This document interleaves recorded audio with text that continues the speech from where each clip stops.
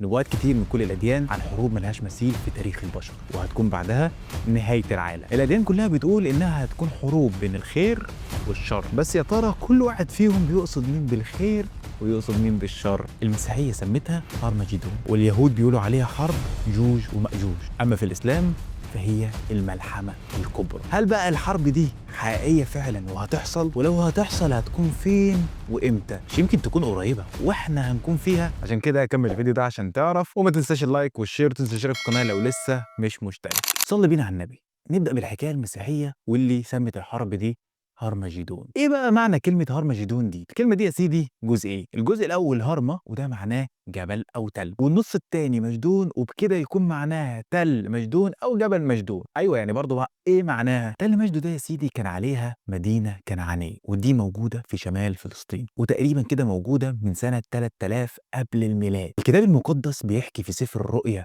عن الحرب دي، بيقول يقود المسيح يسوع جيشا من الملائكة وينتصر على أعداء الله في معركة هتمثل شعوب الأرض بالكامل، وبيصطف فيها كل الأمم للمواجهة الأخيرة، والتي بالتأكيد ستودي في نهاية المطاف إلى نهاية العالم. في النبوة دي المسيح هيرجع على الأرض علشان يحارب أعداء الله اللي هم معروفين بثالوث الشر، الوحش والنبي الكاذب والشيطان. يا ترى بقى مين المقصود بكل واحد في الثلاثة؟ لو أنت تعرف انزل قول لي عليه تحت في الكومنتات. المسيح هيحارب الشيطان وهيهزمه، والشيطان هيتحبس لمدة 1000 سنة هيعيشوا فيها في خير وسلام. علشان كده ال1000 سنة دي هتتسمى الألفية السعيدة. وبعد ال1000 سنة دي هيخرج الشيطان ويستدعي جوج ومأجوج من زوايا الأرض الأربعة، وهيتحركوا ناحية المدينة الحبيبة اللي هي القدس، وهيحاصروها. لكن هتيجي نار من السماء وتقع عليهم وهتخلص على جوج ومأجوج والشيطان، وبكده يكون انتصر المسيح واللي معاه. الرواية المسيحية فيها شبه من الرواية اليهودية. تعال بقى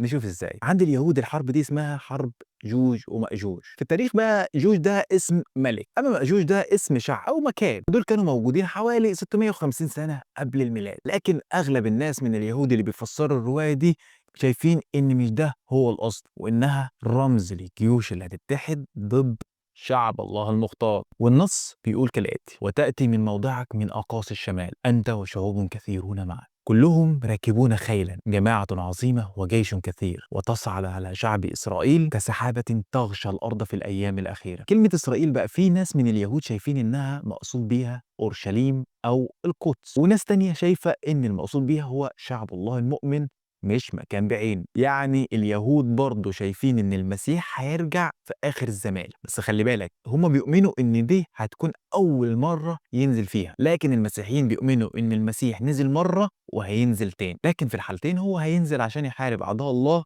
ويهزمهم. اما في الاسلام فهي الملحمة الكبرى، حرب عظيمة هتحصل ما بين المسلمين والروم في اخر الزمان قبل خروج الدجال. اسمع الحكاية من الرسول صلى الله عليه وسلم. روى أبو داود وابن ماجه في سننهم عن ذي مخبر قال: سمعت رسول الله صلى الله عليه وسلم يقول: ستصالحون الروم صلحا آمنا، فتغزون أنتم وهم عدوا من ورائكم، فتنصرون وتغنمون وتسلمون، ثم ترجعون حتى تنزلوا بمرج ذي تلول، فيرفع رجل من أهل النصرانية الصليب فيقول: غلب الصليب، فيغضب رجل من المسلمين فيدقه، فعند ذلك تغدر الروم وتجمع للملحمة. الروم المقصود بيها هم الدولة البيزنطية زمان، أو زي ما بيتقال عنهم إن هم دول شرق أوروبا والغرب، والله أعلم. برضه هيحصل صلح ما بين الروم دول والمسلمين، وخلي بالك ده معناه إن كان فيه قلق ما بينهم، والصلح ده هيحصل مش حبا في بعض، لا، علشان هيكون في عدو ثالث للمسلمين والروم، فهيتفقوا إنهم لازم يخلصوا منه. مين بقى العدو الثالث ده؟ في نظريات كتير عنه، ومنها إنها هتكون دولة من دول شرق آسيا، أو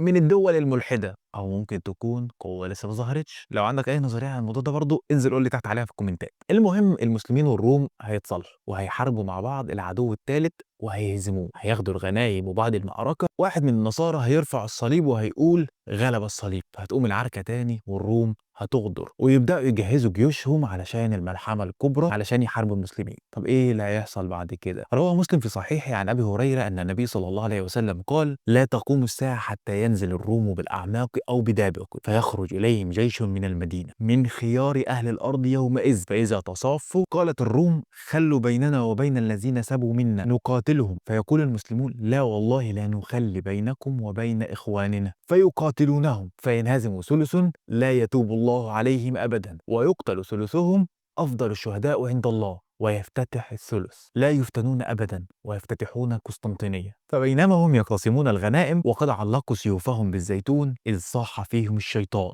إن المسيح قد خلفكم في أهليكم فيخرجون وذلك باطل، فإذا جاءوا الشام خرج. فبينما هم يعدون للقتال يسوون الصفوف إذ أقيمت الصلاة فينزل عيسى ابن مريم صلى الله عليه وسلم فأمهم فإذا رآه عدو الله ذاب كما يذوب الملح في الماء، فلو تركه لن ذاب حتى يهلك، ولكن يقتله الله بيده فيريهم دمه في حربته. بعد ما قامت العركة بين المسلمين والروم رجع الروم عشان ينتقموا، فهيطلبوا من المسلمين انهم يسلموا اللي قتلوا منهم، بس المسلمين هيقولوا لهم مش هنسلمكم اخواتنا، فهتقوم الحرب او الملحمة. ركز بقى في اللي هيحصل. تلت جيش المسلمين الأول هينهزم وهو بيحاول يهرب، وده فرار يوم الزحف، دول هيموتوا وربنا مش هيغفر لهم أبدا. التلت التاني هيحارب لغاية لما يستشهد كله، ودول زي ما قال الرسول صلى الله عليه وسلم خير الشهداء. أما التلت التالت فدول هيكونوا خير الرجال على الأرض، هينتصروا وهيفتحوا المدن واحدة ورا التانية، وعلى إيديهم